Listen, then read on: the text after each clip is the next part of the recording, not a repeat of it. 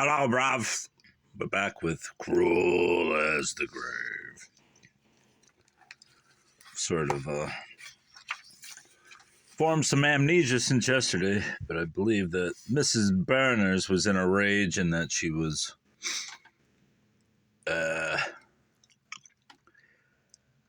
stalking her husband and Mrs. What's her name? No, I forget. Rosa Blondell. Sorry. Great narrator. Chapter 14. The first fatal Hallow Eve. Ambrose. Where be these maskers, fool? Colin. Everywhere, Sage, but chiefly there, where least they seem to mask. Johnson, the Carnival. It was All Hallow Eve, a night long anticipated with delight by the whole neighborhood, and much longer still remembered with horror by the whole country. It was the occasion of Sybil Berners' masked ball, and Black Hall, the Black Valley, and the town of Blackville were all in a state of unprecedented excitement, for this was the first entertainment of the kind that had ever been given in this locality. And the gentry of three contiguous counties had been invited to assist it. And the gentry of three contiguous counties had been invited to assist at it. Far distant from large cities and professional customers, as the rural belles and beaux of the neighborhood were, you will wonder what they did for fancy dresses. They did very well. They ransacked the old cedar chests of their great-grandparents and exhumed the rich brocades, cloths of gold and silver, lute strings, lammas, farthingales, hair cushions, and all the gorgeous paraphernalia and regalia of the anti-revolutionary queens of fashion.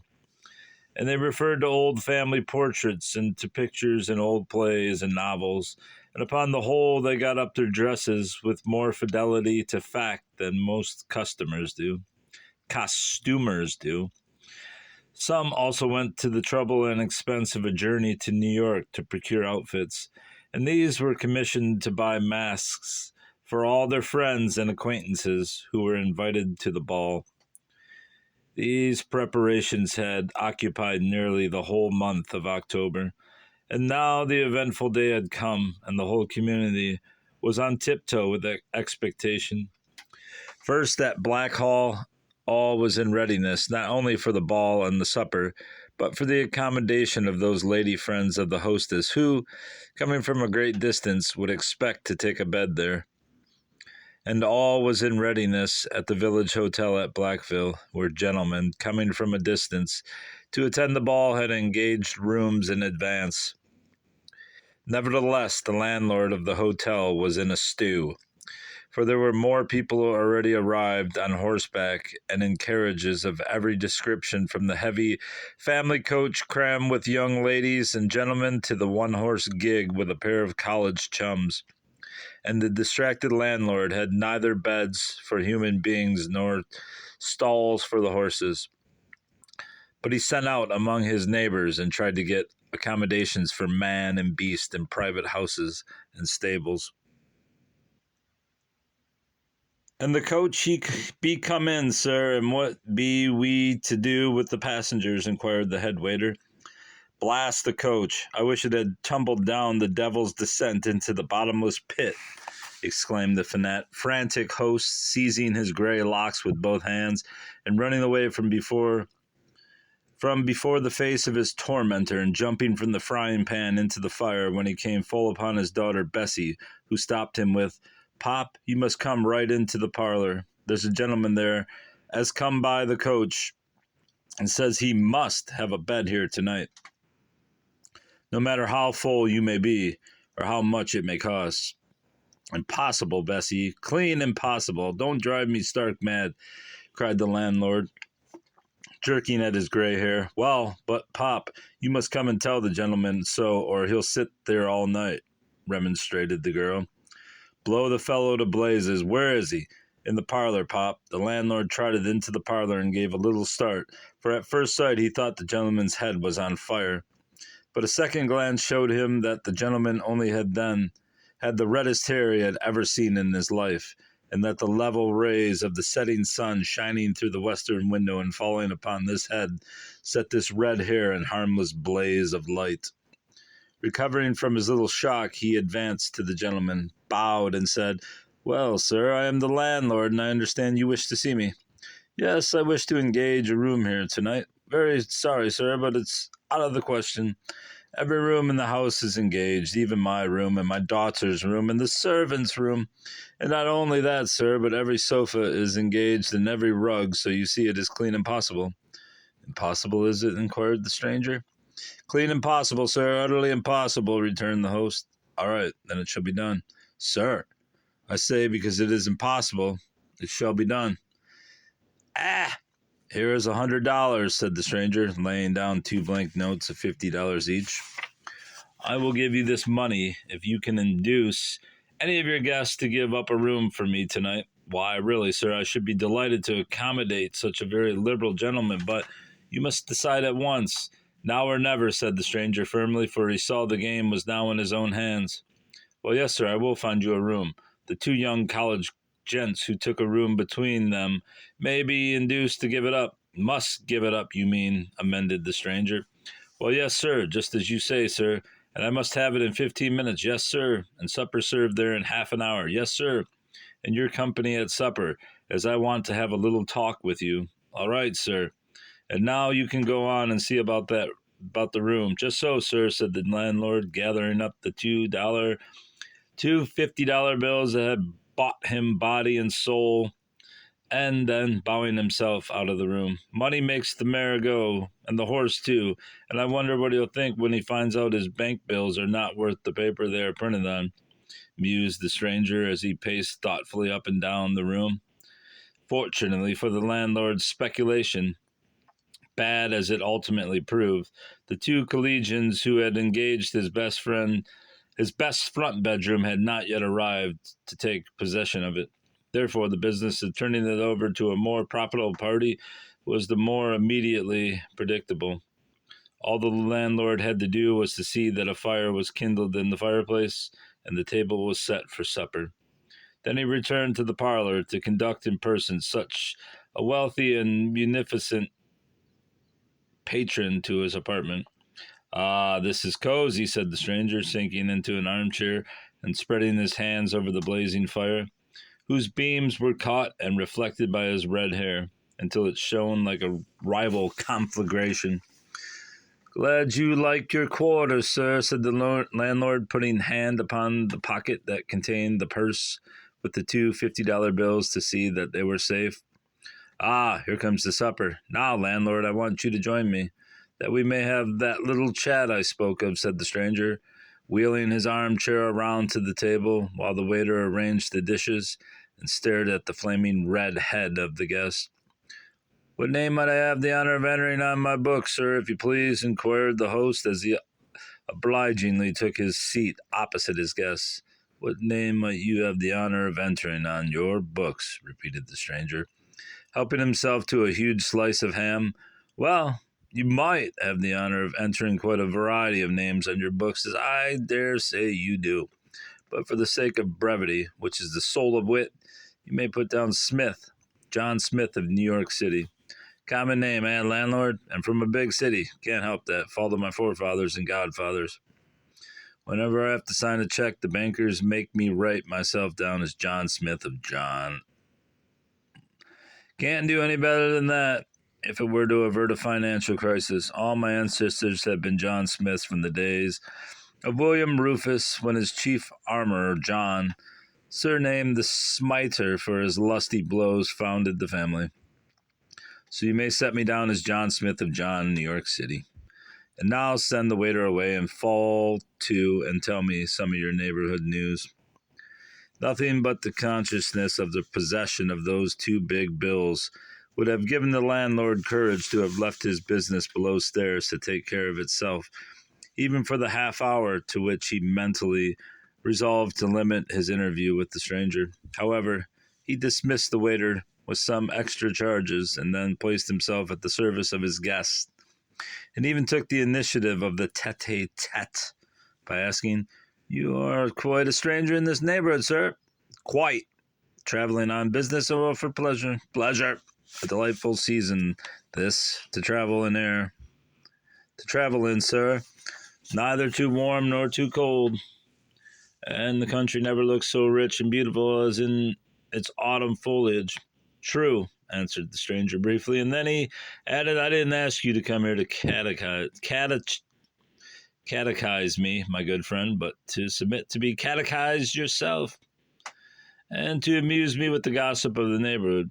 Again, nothing but the consciousness of a heavy fee would have indulged the host of the Antlers to put up with this traveler's nonsense, and he termed his general assumption of superiority.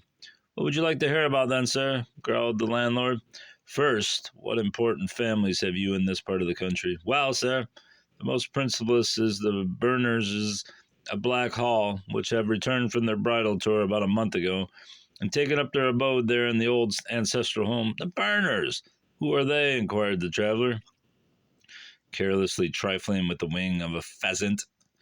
"You must be a stranger indeed, sir, not to know the Berners of Black Hall," said the landlord with an expression of strong disapprobation. As I don't know them, and as they seem to be persons of the highest distinction, perhaps you will tell me all about them," said the traveler.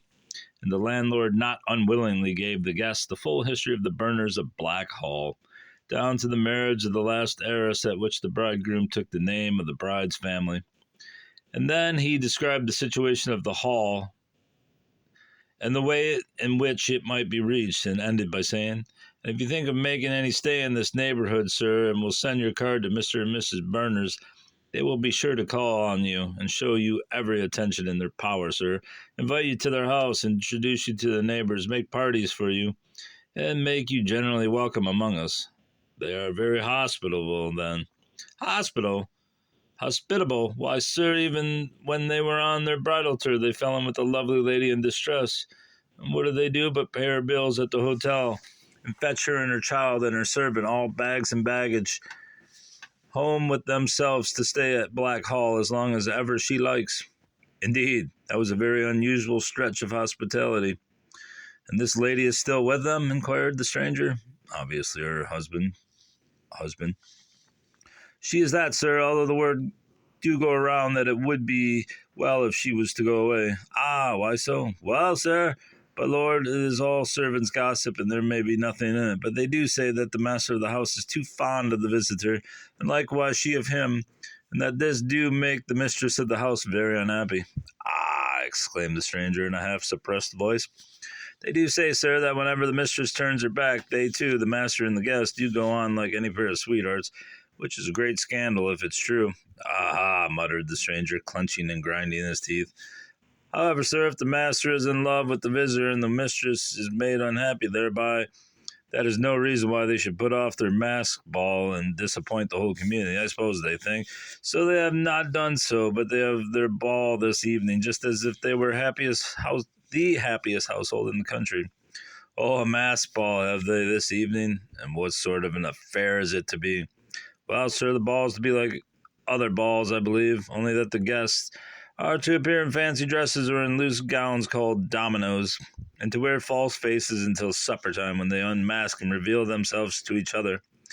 "Yes, that is just like other masked balls," said the stranger, and then he seemed to fall into thought for a few minutes, and then, rousing himself, he said, "Landlord, you told me that your house is very full tonight, and so you must have a great deal of business on your hands." "I just have, sir," replied the impatient host. "Then I will not detain you any longer from your other guests. Pray send the waiter to remove this service immediately, and then I think, as I am very much fatigued by my stagecoach journey over your beastly roads, I will retire to bed," said the stranger. And the landlord, glad to be relieved, got up and bowed himself out. His exit was soon followed by the entrance of the waiter, who quickly cleared the table and also retired. The next proceedings of the stranger were rather singular. As soon as he found himself quite alone, he locked his door to secure himself from any possibility of interruption and hung a towel over the keyhole. They had towels back then? To guard his movements from observation, and then he unlocked his portmanteau and took from it a strange and horrible disguise that I will try to describe so as to make it plain to the reader. It was a tight-fitting suit, the pantaloons and jacket being made all in one piece and of such elastic material as to fit close to the form. The ground of this dress was black, but upon it was painted, in strong relief of white, the blanched bones of a skeleton. Thus, down the legs of the pantaloons were traced the long bare leg bones, with the large joints of the hips, knees, and ankles. Across the body was traced the white ribs, breastbone, and collarbone, and down the sleeves were traced the long bones of the arms, with the large shoulder blades, elbow joints, and wrists. The bones of the hands were traced in white upon tight-fitting black gloves, and those of the feet upon tight-fitting black socks. Around a skull cap was to be drawn over the head. This was all white to represent the skull, and had its skeleton features marked out with black. The stranger, having divested himself of his upper garment, then put on this horrible dress. When he had finished his revolting toilet, even to the drawing on of the skull cap, he surveyed himself in the mirror that reflected as ghastly a figure of death as Milton, Dante, or even Gustave Doré ever conceived. He laughed sardonically as he exclaimed, "Aha! They will not expect death to be a guest at their ball." Then over this grim costume he threw a large traveling cloak, and upon his head he placed a broad-brimmed black felt hat. And now, being all ready, he prepared to leave the room. First he put out the light, and then he cautiously unlocked the door, and secure from observation himself, he looked out to see if the coast was clear. The passage was dark, but soon he saw a door on the opposite side open, and two young men come out in masquerade dresses and hastened, laughing and talking, down the stairs. They were evidently on their way to the masked ball. The next instant, the door on the same side with his own opened, and a lady and gentleman, both in black dominoes and masks, came out and passed downstairs. "Good," said the stranger to himself. "If I am met at all, I shall be mistaken for one of the invited guests of the ball, and pass out without being recognized." And so saying, he softly drew the key from the inside of the lock, and closed and locked the door, and taking the key with him, glided down the stairs and out of the house, and took the road to Blackhall. That's the end of that chapter, but there was one thing I noticed in this. Was the mention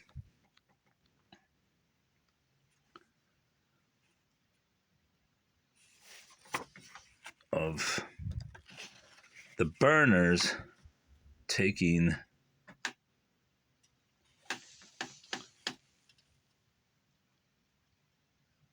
the landlord not unwillingly gave the guest full history of the Blackhall down to the marriage of the last heiress, at which the bridegroom took the name of the bride's family. I don't recall that happening. I'll have to go back and look. I don't remember the last heiress and the bridegroom taking the name of her family. All right, bravs. Goodbye until next time.